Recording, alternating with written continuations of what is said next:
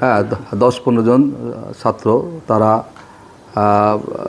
8:55-র দিকে, সম্ভবত 8:55 এরকম হবে। আমি মসজিদ থেকে নামাজ পড়ে যাচ্ছিলাম বাসার দিকে, তখন থেকে বেশ একটা জটলা, এবং যা দেখে ছেলেপেলেরা সব আমার ওখানে যে আম গাছগুলো আছে আম পাড়তেছিল। আমি তাৎক্ষণিকভাবে বললাম যে তোমরা গাছেও আমি তাদের দেখলাম অনেকগুলা। হ্যাঁ, তারপরে আমি বললাম তোমরা এটা কেন করতেছো এগুলা? হ্যাঁ, বলে যে এটা বিশ্ববিদ্যালয় আমাদের ক্যাম্পাস, আমরা যা করবো তা খুশি। আমি দেখো এটা করতে পারো না তোমরা। পরে আমি ওদের বললাম যে তোমরা এই কাজটা ভালো করো নাই এবং এটা তোমাদের করতে পারো না এটা এইভাবে।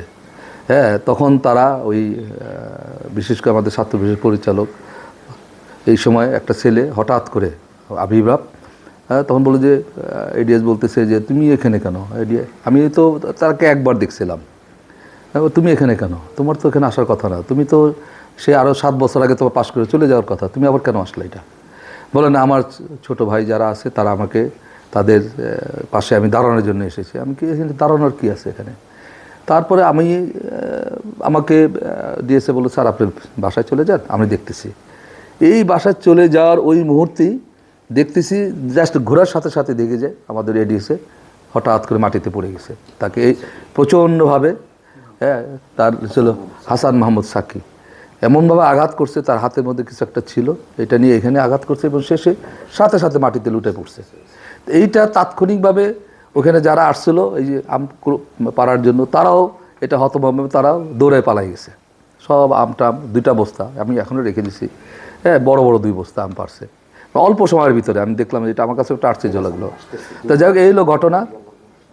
হ্যাঁ, এই হলো ঘটনা, যে ঘটনা তেমন কিছুই না, কিন্তু যেই ছেলেটা যে এই ধরনের একটা অনাকাঙ্ক্ষিত ঘটনা ঘটালো, সেটার প্রতিবাদে কিন্তু ছাত্ররা আমার বাসায় আসছে। আমি বলি দেখো রে বাবা, এখন এটা বলে স্যার আমরা এটার প্রতিকার চাই, এবং তারা হলে চলে গেল। আমাকে তোমার হলে যাও, রাত্রে হয়ে গেছে। হল থেকে আবার দেখি আবার বিশেষ 6-7 ছেলে আবার একটা রাত্রে মিছিল নেওয়া চলে আসলো, এবং মিছিল মানে তাকে পানিশমেন্ট, তার বহিষ্কার, তার যত ধরনের আবেদন, তারা আমার বাসার সামনে আবার রাত 2টার সময় আসলো। এসে বলতে স্যার তাৎক্ষণিকভাবে বলে যে এখন যদি আপনি এই ব্যবস্থা না নেন তাহলে আমরা এখান থেকে যাবো না, আমরা এখানে সারা রাত বসে থাকবো, আপনারা কোনো ব্যবস্থা অবশ্যই নিতে হবে। আমরা এই ধরনের ছাত্রকে আমরা বিশ্ববিদ্যালয়ে চাই না। বিশ্ববিদ্যালয়ে আমাদের বিশ্ববিদ্যালয় রাজনীতিমুক্ত, যেটা সচরাচর যারা বলে থাকে, এখানে এই ধরনের ঘটনা আমাদের জীবনে দেখে নেই। সেটা তো আমি তো বললো যে দেখো বাবা, আমি তো 35 বছর এই ধরনের ঘটনা দেখি নাই।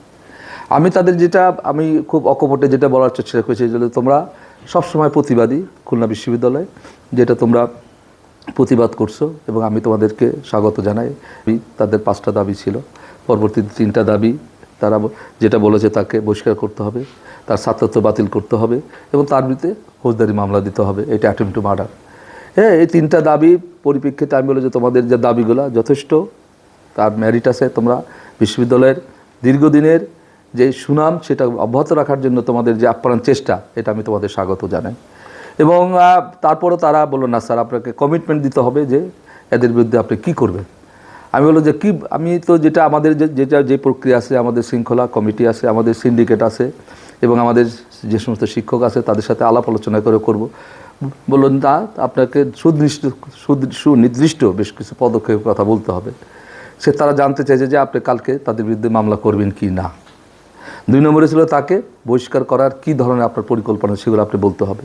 3 নম্বর হয়েছিল যে এই যে তার যে ছাত্রত্ব বাতিল, এবং তাকে ক্যাম্পাসের, আমরা তাকে অবঞ্চিত করছি, আমরা আর কখনো তাকে ক্যাম্পাসে দেখতে চাই না, এবং সেই জন্য ক্যাম্পাসে প্রবেশ না করতে পারে, এর জন্য যথাযথ প্রক্রিয়া এবং আপনার সিকিউরিটি অবশ্যই এটা গ্রহণ করতে হবে। আমি তাদেরকে আশ্বস্ত করলাম, তো বাবা যাও, রাত্র হয়ে গেছে, তখন 2:30-3টা প্রায়, তোমার বাসায় যা ঘুমাও, আমাকে একটু সময় দাও, আমি কালকে ইনশাল্লাহ এটা প্রতিকারে যা যা পদক্ষেপ নেওয়া থাকে সব কিছু পদক্ষেপ আমি নিব।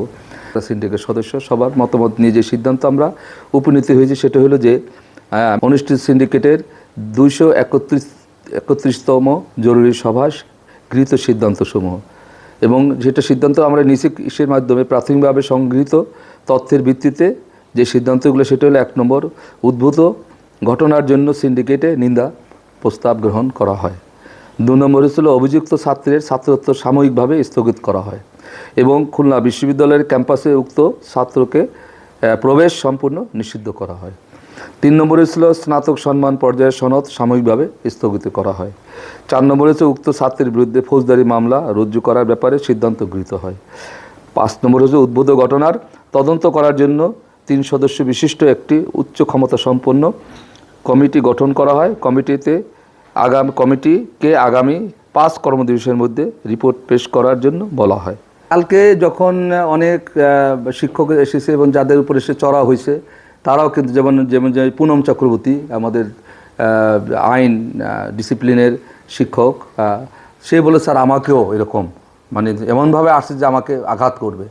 একইভাবে ফরেস্ট্রি ডিসিপ্লিনের আরেকজন শিক্ষক প্রফেসর গোলাম রাকিউ, তার প্রিয় সে উদ্যত হয়েছে মারার জন্য তাকে। হ্যাঁ, এবার সেটা একটা তদন্ত কমিটি হয়েছিল, সেই কমিটির রিপোর্টে কিন্তু সে দোষী সাব্যস্ত হয়েছে।